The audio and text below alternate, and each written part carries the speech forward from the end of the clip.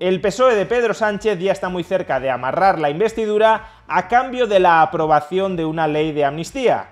Pero, ¿cuáles serían las consecuencias jurídicas y sobre todo políticas de la aprobación de esta ley de amnistía? Veámoslo. El número 3 del Partido Socialista Obrero Español, Santos Cerdán, se ha reunido en Waterloo con Carles Puigdemont, encarrilando así la investidura de Pedro Sánchez a cambio de la aprobación de una ley de amnistía.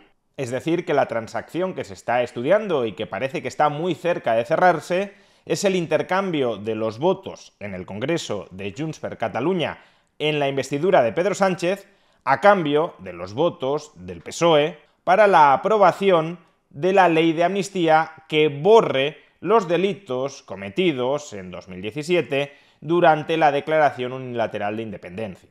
Y dado que la probable aprobación de esta ley de amnistía va a suponer un hecho muy relevante dentro de la historia de la democracia española, conviene reflexionar brevemente sobre esta cuestión. Y ya de entrada me gustaría aclarar que, si bien en los próximos minutos voy a criticar por diversas razones la aprobación de la ley de amnistía, no la voy a criticar, como están haciendo muchas personas, por suponer una cesión al independentismo catalán o por poner en riesgo la unidad de España. Como liberal y por tanto como defensor del respeto irrestricto a los proyectos de vida de cada persona, creo, y así lo he venido defendiendo durante muchos años, que los individuos y las agrupaciones voluntarias de individuos tienen derecho a separarse políticamente de otros individuos. Tienen derecho a conformar sus propias comunidades políticas autónomas o independientes sin estar forzosamente integradas en otras comunidades políticas. Por tanto, creo que todo Estado debería reconocer el derecho de separación política a los individuos o al menos a ciertas agrupaciones voluntarias de individuos que tengan un tamaño mínimo suficiente como para autoorganizarse políticamente. Sin embargo, ese derecho de separación política, ese derecho de salida tan consustancial al liberalismo, no puede ejercitarse por las bravas, dado que necesariamente afecta a terceros. Si yo ahora mismo formo parte de una comunidad política y me segrego de ella, tomando ciertos activos y rechazando ciertas obligaciones que hasta el momento tenía hacia esa comunidad política, estoy alterando el statu quo y por tanto estoy alterando la situación de terceros. Es como en un divorcio, reconocemos el derecho a divorciarse, pero no a divorciarse de cualquier manera.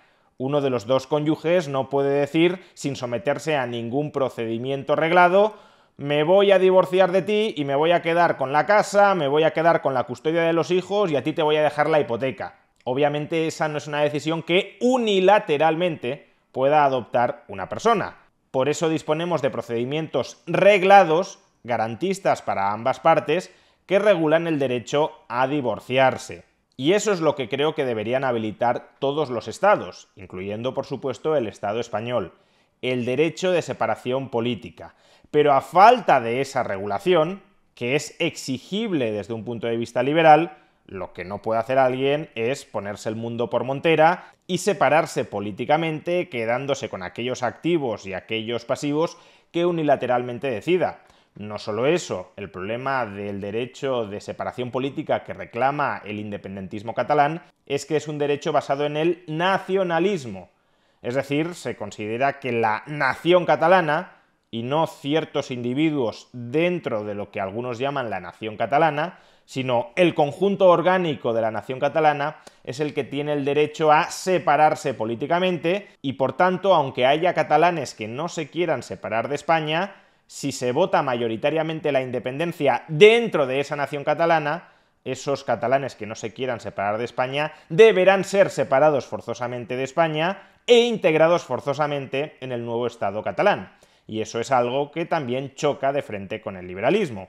Aquellas personas que voluntariamente se quieran separar y que conformen una unidad territorial capaz de autoorganizarse políticamente, se pueden separar o deberían poder separarse. Lo que no deberían poder hacer es separar a otros que no se han adherido a ellos de manera obligatoria e integrarlos forzosamente en esa comunidad política nueva de la que no quieren formar parte.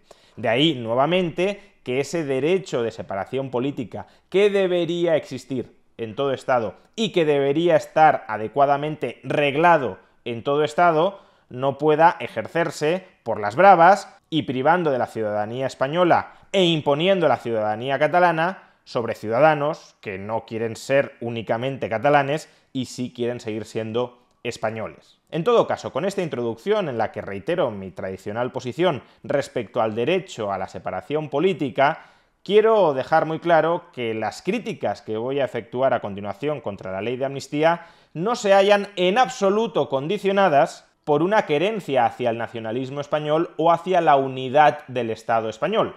Lo que me molesta o lo que me preocupa de la ley de amnistía no es que eventualmente pueda llegar a romperse o a separarse el Estado español. Lo que me preocupa gravemente de la ley de amnistía, como voy a explicar a continuación, es la voladura descontrolada de la separación de poderes dentro del Estado y la subordinación de todos los poderes del Estado al arbitrio caprichoso del gobernante arribista que está dispuesto a todo con tal de mantenerse en el poder.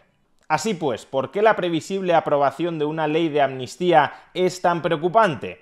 En primer lugar, porque toda intromisión del Poder Ejecutivo sobre el Poder Judicial debería preocuparnos. Como decía uno de los padres fundadores de Estados Unidos, James Madison, si una sola persona llega a concentrar en sus manos el Poder Ejecutivo, el Poder Legislativo y el Poder Judicial, esa persona merecería ser llamada tirano. ¿Y por qué merecería ser llamada tirano? Porque esa persona tendría el poder absoluto del Estado en sus solas manos. Esa persona podría decretar qué acciones deben ser castigadas y qué acciones deben quedar impunes. Y el único criterio para castigar unas acciones y para no castigar unas sería su propio arbitrio, su propio capricho. Por tanto, que el Poder Ejecutivo se entrometa en el Poder Judicial, que le obligue a hacer ciertas cosas o que le prohíba hacer otras cosas dentro del ejercicio de la autonomía de ese Poder Judicial, es algo que debería preocuparnos.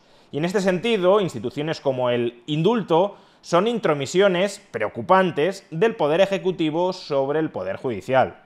Cuando esas intromisiones son menores, es decir, cuando el Poder Ejecutivo concede un indulto a una persona o a dos personas en concreto de manera muy fundamentada, se podría incluso llegar a justificar la institución del indulto como una forma en la que el Ejecutivo impide que un Poder Judicial absolutamente autónomo establezca sanciones dentro de la ley exageradamente gravosas. De esa manera, el Poder Ejecutivo tendría una cierta capacidad, un cierto margen de maniobra de anular algunos de los efectos más dañinos de alguna sentencia concreta que sea especialmente dura. Pero más allá de eso, evidentemente, que el Poder Ejecutivo se pueda convertir en una última instancia de revisión de las sentencias judiciales sin someterse, además, a ninguna limitación más allá de su propia voluntad, lo que supone es vaciar casi de contenido el Poder Judicial. El Poder Judicial podría juzgar, podría condenar, pero la efectividad de esas condenas quedaría al arbitrio, al capricho del Poder Ejecutivo. Por eso la Constitución española prohíbe los indultos generales, porque un indulto general equivaldría a vaciar en gran medida de contenido al Poder Judicial. Pues bien, si un indulto general ya sería suficientemente problemático, hasta el punto de que la Constitución española, para respetar una cierta separación de poderes, los prohíbe, ¿qué no será una amnistía? La amnistía también es un derecho de gracia del Poder Ejecutivo de carácter colectivo, es decir, que afecta a una multitud de personas, pero que no se limita a borrar los efectos de las sentencias condenatorias, como sucede con el indulto, sino que incluso borra la existencia misma de delito antes de que haya sido juzgado. O expresado de otro modo, el Poder Ejecutivo le impide coactivamente al Poder Judicial que desarrolle su labor, que es juzgar a las personas en función de si han cumplido o han incumplido las leyes, las normas, dentro de la comunidad política. No es que se haya modificado la ley para despenalizar conductas que anteriormente eran delitos y que ahora dejan de serlo, y que por tanto, por el principio de retroactividad de la ley penal más favorable, ya no tiene sentido juzgar. es que esas conductas siguen siendo delictivas, pero el Poder Ejecutivo dictamina que para un determinado colectivo de personas no ha habido delito, no porque el Poder Judicial haya dictaminado que no ha habido delito, sino porque lo ha decidido el Poder Ejecutivo pisoteando el Poder Judicial. Por eso las amnistías suelen estar relacionadas con cambios de regímenes políticos. En un cambio de régimen político queda en suspenso tanto el Poder Ejecutivo como el Poder Judicial como el Poder Legislativo, porque estamos ante una novación, ante una alteración de raíz de la comunidad política. Y si la comunidad política no está establecida, si la comunidad política no está consolidada, sino que está transitando a otra cosa, está mutando, entonces, antes de volver a pactar y a establecer las nuevas normas que a partir de ese momento regirán el comportamiento de todos los miembros de esa comunidad política, en ese periodo prácticamente preconstituyente de la comunidad política, pues se hace borrón y cuenta nueva. Lo que es bastante más excepcional es que sin que haya, supuestamente, un cambio de régimen político en marcha, es decir, una suspensión de la legitimidad de todos los poderes del Estado actualmente existente, sin que estemos transitando hacia un nuevo régimen político, en ese contexto, el Poder Ejecutivo establecido, aunque sea a través del Poder Legislativo establecido, porque en España ya sabemos que la separación entre el Ejecutivo y el Legislativo es muy tenue, en la medida en que el jefe del Ejecutivo es aquel que controla al partido político que es capaz de armar una mayoría en el Congreso. En cualquier caso, lo que es excepcional es que el Poder Ejecutivo establecido o el Poder Legislativo establecido le diga al Poder Judicial establecido: tú no tienes autonomía para juzgar estas conductas presuntamente delictivas porque te lo digo yo, porque te lo ordeno yo. Por tanto, el primer problema de la ley de amnistía es este, es la anulación, aunque sea solo por una vez, de la separación de poderes. Y como digo, ¿por qué solo por una vez? Sentado este precedente, si el Poder Ejecutivo o el Poder Legislativo pueden controlar, maniatar, silenciar, anular al Poder Judicial, ¿por qué no hacerlo más veces en el futuro? Si es consustancial a nuestro régimen constitucional que se puedan aprobar leyes de amnistía que borren la existencia de delitos, pues entonces estamos dotando al Legislativo o al Ejecutivo a través del Legislativo a que arbitrariamente decida si las conductas de un individuo o de un grupo de individuos son delito o no lo son, no a partir de una regla general aplicable a todas las personas en términos de igualdad, sino meramente a partir de su capricho de a ti te aplico esta ley y a ti no te la aplico. Segunda causa por la que la previsible aprobación de la ley de amnistía es muy grave. ¿Cuál es el motivo de fondo que justifica someter al Estado de Derecho, a la separación de poderes, a esta enorme tensión interna por la cual unos poderes del Estado interfieren absolutamente sobre el Poder Judicial y lo anulan? ¿Cuál es la ratio última? ¿Cuál es el motivo último que justifica todo esto? Pues meramente la ambición desmedida de una persona y de toda su corte por mantenerse en el poder al precio que sea. Porque claro, ahora mismo Pedro Sánchez, el presidente del gobierno, uno de los artífices de esta ley de amnistía, nos está vendiendo que aprueban la ley de amnistía por el bien superior de España, para afianzar una especie de reconciliación nacional entre los españoles y los catalanes independentistas. Escuchemos a Pedro Sánchez justificar la ley de amnistía este pasado fin de semana. Cataluña está lista para el reencuentro total. Los representantes de más del 80% de los catalanes respaldan esta medida y por esas mismas razones, en el nombre de España, en el interés de España, en defensa de la convivencia entre españoles, defiendo hoy la amnistía en Cataluña por los hechos acaecidos en la década. Si el objetivo fuera verdaderamente este, podríamos criticar los medios empleados, el tensionamiento o la voladura de la separación de poderes, pero aún así podríamos llegar a compartir el fin. Sería un razonamiento maquiavélico, el fin justifica los medios desde el punto de vista de Sánchez, pero al menos el fin sería un buen fin. Pero es que no es así. La opinión de Sánchez no es esa. Si Sánchez está haciendo ahora mismo esto, si Sánchez está tensionando el Estado de Derecho en España, no es por el bien de España, no es por el reencuentro entre españoles y catalanes independentistas, es única y exclusivamente por su propio bien y por el de su corte dentro del Partido Socialista Obrero Español. Y sabemos que eso es así porque 2 días antes de las elecciones generales, es decir, hace apenas 3 meses, Pedro Sánchez dijo esto. ¿Usted qué les daría a cambio?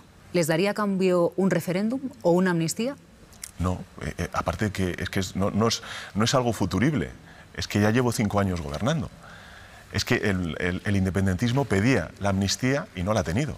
Y previamente, en noviembre de 2022, es decir, hace justo un año, dijo esto. En segundo lugar, antes al contrario, el independentismo no pide una reforma del Código Penal. El independentismo lo que pide, y lo saben ustedes, y lo saben los telespectadores, es la amnistía.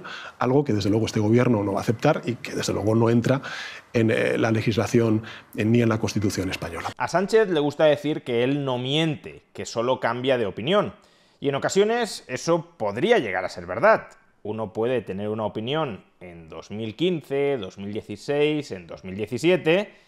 y con el paso de los años y tras confrontar los hechos, terminar llegando a la conclusión de que estabas equivocado y por tanto que tienes que rectificar y que tienes que adoptar una postura a lo mejor opuesta a la que adoptaste en un pasado. Lo que no cabe en ninguna cabeza es que cambies tan radicalmente de opinión en apenas 3 meses y simplemente porque te convenga políticamente para mantenerte en el poder, cambiar de opinión.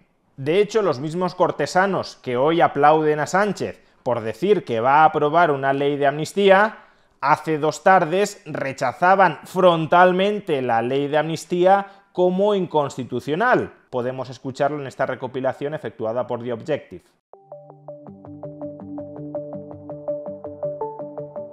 Bueno, ya sabéis que la amnistía no está reconocido en nuestro ordenamiento jurídico.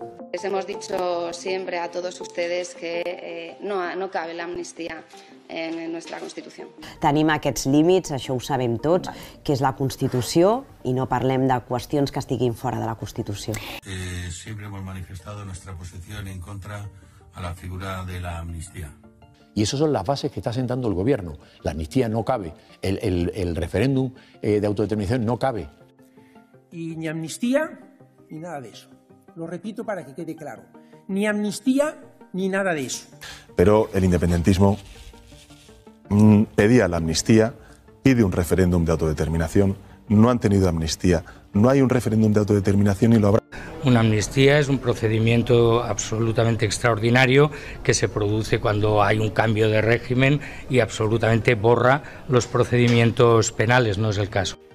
El diálogo como método y la Constitución como marco. Cuando usted habla de que planteemos la amnistía, la única respuesta posible es que eso no es planteable en un Estado constitucional democrático porque sería suprimir literalmente uno de los 3 poderes del Estado, que es el judicial. Y miren, nosotros siempre hemos sido y vamos a ser claros. No habrá ni independencia, ni referéndum de autodeterminación, ni amnistía, ni embate. No vamos a hacer descansar nunca la gobernabilidad de nuestro país con aquellos que quieren romper España.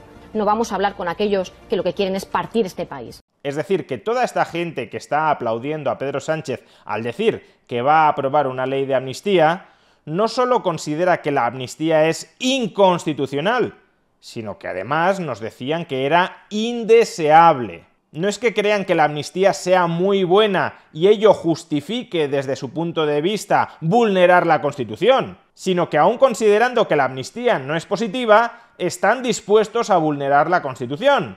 Pero entonces, ¿por qué quieren aprobar una ley de amnistía vulnerando, según ellos, incluso según ellos, la Constitución, la separación de poderes en el Estado de Derecho español? Pues la única razón, evidentemente, es que ahora necesitan los votos de Junts per Catalunya para investir a Pedro Sánchez, para conservar el poder ejecutivo en España, y a cambio de perpetuarse en el poder, están dispuestos a aprobar algo que nos decían que no era deseable y que además nos decían que era inconstitucional y que atacaba la división de poderes. Con lo cual, la propia casta política española, nuestros gobernantes y nuestros legisladores, nos están diciendo que se consideran legitimados para saltarse la Constitución, para atacar la separación de poderes, si con todo ello consiguen perpetuarse en el poder. Y si esa es su perspectiva, y claramente lo es, ¿qué vendrá después? Si la Constitución, o al menos el respeto más elemental al Estado de Derecho, a la separación de poderes, no es el límite, no es su límite, ¿dónde está el límite? ¿Hasta dónde están dispuestos a llegar? Hoy es la amnistía, pero mañana puede ser perfectamente otra cosa. ¿Y por qué deberían frenarse en el futuro frente a otras vulneraciones del Estado de Derecho o de los derechos individuales más fundamentales? Si ellos mismos ya están diciendo que se sienten legitimados a saltarse la Constitución y el propio Estado de Derecho. E insisto una vez más, nos están diciendo que están dispuestos a todo eso para perpetuarse en el poder, ni siquiera para alcanzar un fin superior que requiera trascender de la Constitución e incluso del Estado de Derecho, sino únicamente para conservar su propio poder, sea como sea. Y el tercer motivo por el cual la aprobación de la ley de amnistía es tan preocupante es porque, si bien políticos sin escrúpulos morales siempre los puede haber, de hecho, la mayoría de políticos suelen carecer de esos escrúpulos porque priorizan permanecer en el poder frente a cualquier otra consideración, al menos los estados de derecho más o menos sólidos, más o menos garantistas, poseen instituciones que actúan como contrapoderes frente a esos políticos sin escrúpulos. Si los propios políticos no se autorrestringen a la hora de saltarse la Constitución o a la hora de querer atacar la separación de poderes, sí existen otros poderes socialmente legitimados e independientes que ponen freno a esa intromisión. En España, esa debería ser la función precisamente del Tribunal Constitucional, un tribunal que está concebido para interpretar la Constitución y, por tanto, juzgar si determinados comportamientos de cualquier individuo o sobre todo de las instituciones públicas son comportamientos con arreglo o fuera de la Constitución. Y con respecto a una ley de amnistía existen muy serios motivos para considerar que cae fuera de la Constitución. De hecho, acabamos de escuchar a muchísimos miembros del PSOE, entre ellos juristas miembros del PSOE, que hasta que necesitaron los votos de Junts per Catalunya nos decían que una amnistía era inconstitucional. Por tanto, como poco existe una duda razonable sobre si es constitucional o sobre si es inconstitucional. Sin embargo, todos tenemos bastante claro que el Tribunal Constitucional, ahora mismo copado por miembros nombrados a dedo por el Partido Socialista Obrero Español, terminará declarando que la amnistía tiene encaje constitucional. No porque después de una reflexión imparcial y apolitizada haya llegado a esa conclusión, sino porque esa es la Constitución a la que los miembros del Constitucional nombrados por el PSOE tienen que llegar, y para llegar a esa conclusión compondrán el argumentario que tengan que componer, de tal manera que el Tribunal Constitucional no es un organismo dirigido a interpretar y a hacer cumplir la Constitución, sino que es un organismo politizado dirigido a legitimar cualquier incumplimiento de la Constitución por parte de aquel partido político que haya nombrado a la mayoría de los miembros del Tribunal Constitucional.